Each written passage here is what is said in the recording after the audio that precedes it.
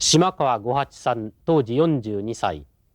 島川さんは爆心地から2キロの三笹の自宅で家族と一緒に朝食をとっている時被爆しました。気がついた時、家の屋根は落ち、その下で子供を抱き寄せていました。家族5人は無事、三滝の兄の家へ避難しました。島川さんは今、原爆症で夫婦で市内の病院に入院しています。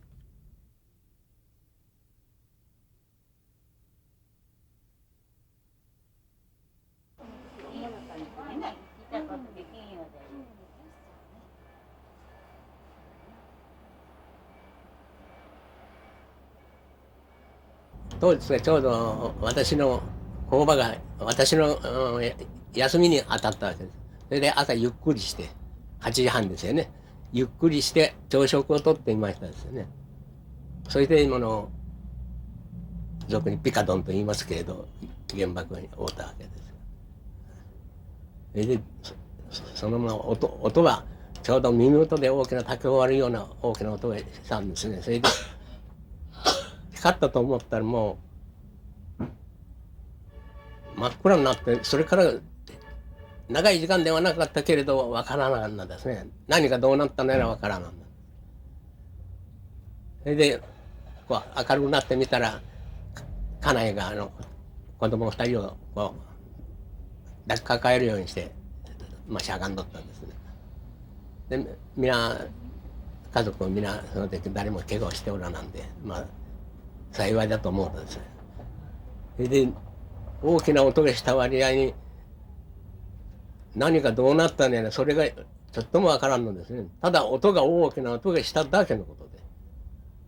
もろん光はありましたですね。ピカドンというぐらいでピカッと光ってドンとなったいうことがありますけれど、それは確かにありましたけれど、どこでどういうその音がしたものやら、どこへどういうものが落ちたものやら爆発したものやら全然そのことについては分からなかったですね。無論これを分かったものはおらんはずですよね。その当時としてはおらんはずです。お子さんはお二人以外にはいなかったんですか2人おりましたですね。それで1人は血のみ具だったんですからね。もう8月の1日に生まれたばかりで1週間6日目ですか。6日目ですからね。座敷へ寝せていて、それで今の原爆に覆って屋根の天井の下になったんですよ。天井のこう下になって角がちょっと棚があるんですね。その下におったもんだからそれで助かったんですよね。すぐ毛布に包んで抱いて、逃げる方見た気に来て逃げたんですが、で家族が皆幸い怪我しとらなんだもんですけどね。その時には機銃小生いうことを前から言いよったんですけど、それが恐ろしかったですよね。次の飛行機が来てやるに違いないから逃げよう山の中へ隠れようにって見た気に来て走って行ってきたんで、思うように行かれんのでさ、電柱が倒れたり家が倒れたりね、なかなか思うように行かれない。それで御嶽橋のちょっと上へ登ったところに土橋がありましたですが、その土橋を渡って御嶽の方行きましたですね。その時周りの状態はどんな状態でした？御嶽の方まで行って気がついたんですけれど、御嶽橋を出る前じゃ別に気がつかなんだんです。人があまりおらんですね。で御嶽橋出ましたら、要するに下と言うたらあそこで下言うのどっちになるんですか、ね、下から裸になったり上半身が裸になったり、あるいはもう全裸のような状態になったりね、それでボロボロのシャツを着とるわけですよね。それで肌が出たところはこう一皮受けてわかめのようにぶら下がっとるわけです。それで誰もそれ手当てをしてるものもなし、血を流しとるものもそのままで歩いてどんどん三滝の方に向けてくるわけですよ。三滝から新庄の方面に向けてですね。で誰一人として手当てをしとる者はおらなんだ。その時に自分らとしてもそれがなんでそうなったかいうことがわからんのですから、手当てをしとるのがどういうこともそれも無論わからんですよね。なぜ手当てをしとらんのか。自分らも三滝に逃げるのが三滝が最上の場所ということはなかったけれど、初めの申し合わせが組の申し合わせがですね、隣組の申し合わせが何か事変の起きた時には三滝へ逃げましょうや、三滝へみんな集まってバラバラならないようにね、集まって逃げましょうや、それでそこを訪ねていくようにいう連絡を取っておったんです。まあそれに基づいて私らも三滝一応行こういうので三滝行ったわけですよ。で三滝行きますとね、三滝の兄のうちなんですが、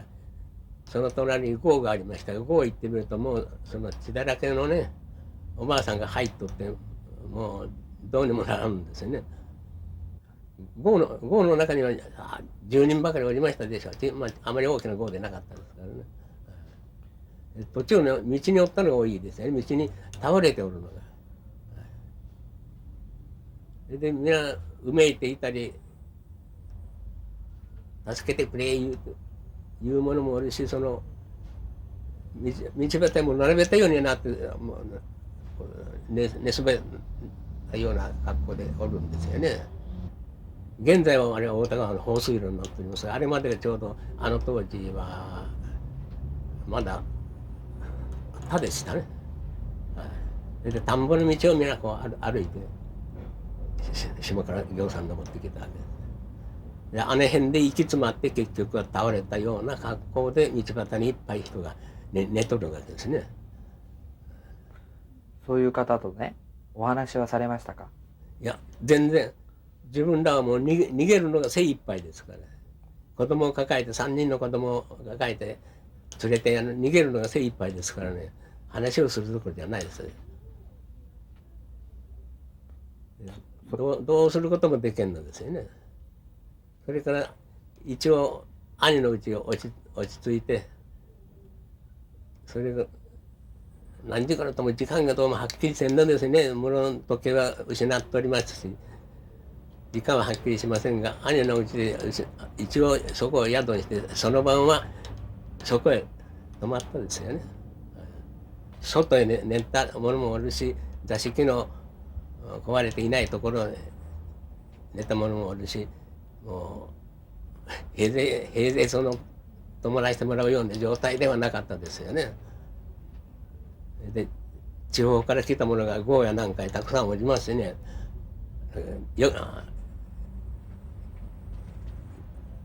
原爆を避けてきたものですよね。それがその辺にたくさんおりましたですからね。夜になっても逃げ場はないのですから、明かりもなし暗いところで皆過ごしたわけです。怪我された方もいたんですか？怪我をされた、まあそのほとんどが怪我をしておるわけです。一人か二人が怪我をしたのは今ことだったら大変ですよね。ところがそういう状態ですから、警察も何もないんですからね。どういう怪我をしとることかいうことについては、さっき言いましたように皮膚が若芽をぶら下げたようになったとかね、そういう怪我人が多かったですね。いや何とも話はありませんですね。無言です。私らも無言。その晩は家内や子供2人は外に小屋がありましたがね、その小屋の中で寝ましたですね。それ他にもまあそこの小屋に寝たものもおりますし、それで私は安の方行きましたですね。安へ行って原爆証明ですか、それをもらわないと後から配給が受けられんいうこと、そういうのがまあ噂に流れたわけですね。それでは安井行こうので、私ら男3人ですか、一緒に安井行きましたですよね。それで安井行きまして、その学校のところでもうすでに夜が明けたですが、その辺でまだ歩いてあの辺避難する者がぎょうさんおりますんですね。夜が明けてもやっぱりどんどん歩いていきよるんです。で体にもう血が流れるような怪我をしとるんですがね。それでも皆逃げることが先に立ってそれがどんどん逃げていったんですね。それで安野小学校に行ったんです。被爆証明は役場の出張証明というものが臨時に作っとったわけですから、そこで被爆証明をもらいましたですね。で学校が救護所になっておりましたので、そこへ行ってみたらいっぱい患者がおるわけですね。ですけどお医者さんいうものは数が少ないんですよね。病人ばっかりです。で私らかすり傷ぐらいのことで傷を受け取らんもんですから、私らみたいに元気なものがこういう場所へ来る場所じゃないわけだ。ここは怪我をした者が来るところで、私は広島へ帰ろう言うて、ですぐ広島へ帰りましたですね。街の様子はどうだったですか？街の様子、街へその日は出とらんですかね。でその日は夕方は出ましたけれど、朝は出ておりませんからね。夕方で出ましたのは私の兄の今の御嶽の兄のそれの娘が勤労奉仕で小網町の方に行っておりましたですね。それが小網町におるからいうことを御嶽の兄の近くの人が知らせてくださったんですよね。それでもう生きておるから言うのでもう連れに行かにゃ無論おれんですよね。それでタンガを持って兄と2人ですぐ行きました。それで水は用意して行って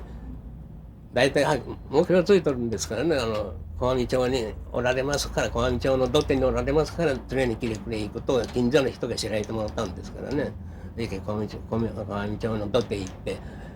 「風って言って兄が呼びましたって言ったら「ここにおるよ」で答えたんですよね。それですぐ行って水言う一番先に水言うという。で兄がちょうど持って用意していった水を二口三口に飲まして、それから何も今の原爆に覆ったものは何も他には言わなんだですね。ただ水言うたことを言うただけですよね。風さんはかなり怪我の方はどうだったんですか？外観は怪我はないんです。それ服はみんなボロボロになっとったですね。なんでボロボロになっとったか、それは原爆のためにボロボロになったのか、一日這い回ったためにボロボロになったのかわからんですけれど、服はボロボロになってましたですね。でも無論もんぺを履いてますからね、裸のようにはなっていなかったです。で地下足袋も新しいのを履いてと言っとったんですが、それも地下足袋もこの甲の方がね擦れてなくなったようなところもありました。ですぐに担架に乗せましてね、話は何も本人がしないですね。本人がしないのにこっちが話しかけるわけにいかんわけ言っても答えは要せんのですからね。ですけどとにかく早く連れて帰ることにしようって担架に乗せまして、でこの左官町に講道館いう小学校がありました。今もその建物だけは残っておりますがね、そこの小学校のところで、いっぺん肩を休みを呼んで下ろして私が脈を見ましたら脈がないんですよね。それで兄にもそのことを知られたら兄も脈を取ってみたり胸の方を耳を当ててみたりしてやっぱりダメだのいうことを言いましたですよね。お兄さんその時どんなお気持ちだったでしょうね。兄も何とも言わなんですね。平成は涙もろい兄だったけれど泣くというようなことは全然なかったですね。で胸の内では随分泣いたと思うですね。で泣くというようなことは、全然なかったし、結局これも戦争でみんなが同じような気持ちじゃありましょうけれど、気持ちがね、どういうですか、気持ちが立っとって言えばいいですかね。今頃のように人が死んだからで泣くいうことでなしに、死んだかぐらいのことでその気持ちの状態も今でも計り知ることができませんですよね。本当の親子が死んだのに一滴の涙も出さなんだいう、あいつ戦時中のでしょうね。どこまでも戦わねばという気持ちがあったんでしょうけれど。でも本当のところはどうだったんですかね。やんだでしょうね。朝は当たり前に元気で家を出ましたんですよね。夕方はもう死んで帰ったという状態ですよね。島川さん、その時のことを思い出されますか？その当時のことはいつも思い出しますね。島川さんは横川の方も通ってらっしゃいますね。はい、横川がまあ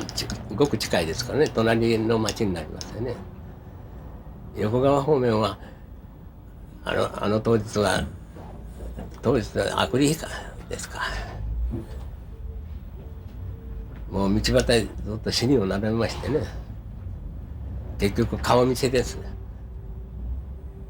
死んだものを見せるのが生きた人と一日も早く対面ができるように体を引き取ってもらうようにいうのが目的だったんですがね、それを道端に並べてありましたですね。